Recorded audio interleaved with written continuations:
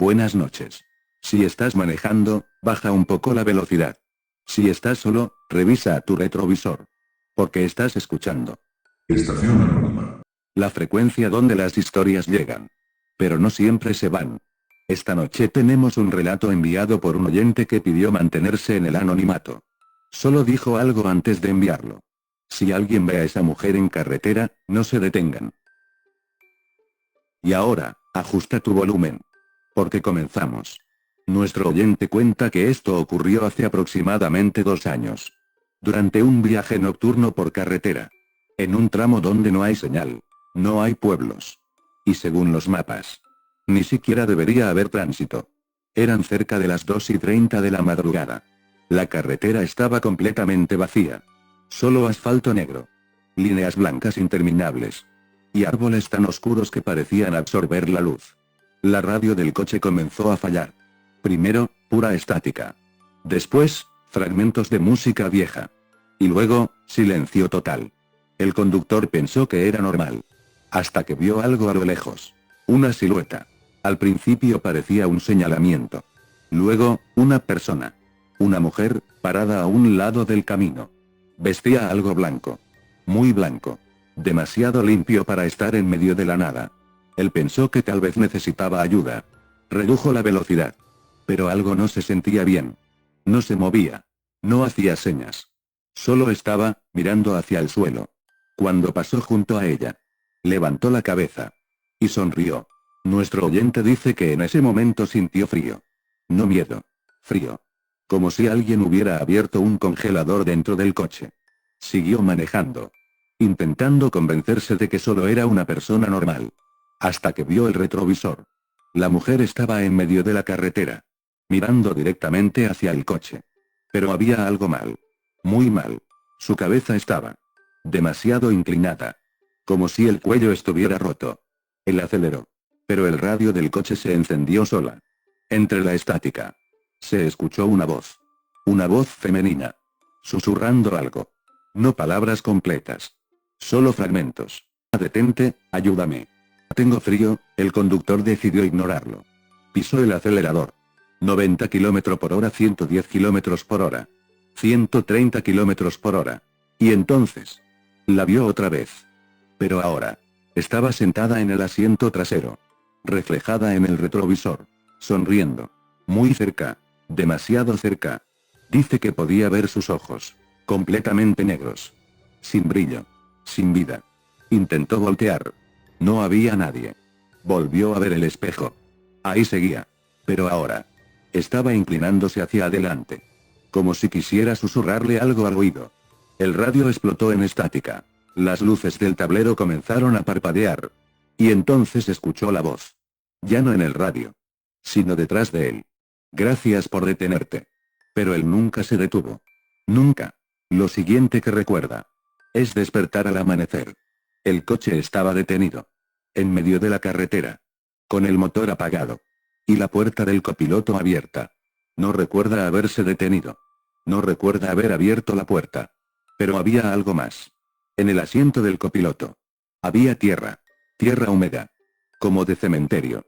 Nunca volvió a manejar de noche. Nunca volvió a pasar por esa carretera.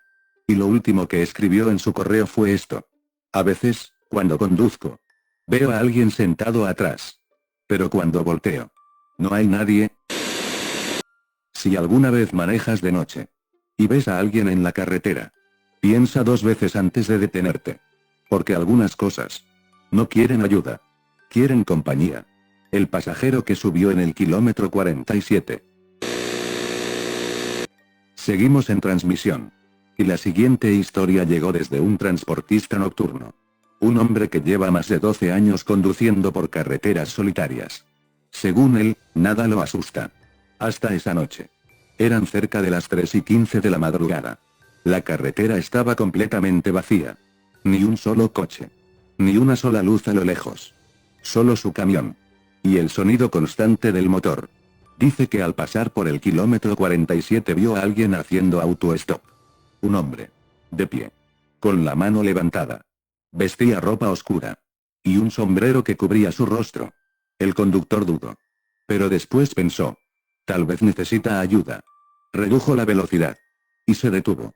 El hombre subió sin decir una palabra. Solo abrió la puerta. Se sentó. Y cerró lentamente. Algo ya se sentía raro. No olía a sudor. No olía a tierra. No olía a nada. Era como si no tuviera presencia. Pasaron varios minutos en silencio. Hasta que el conductor preguntó. ¿A dónde va el pasajero? Respondió. Más adelante.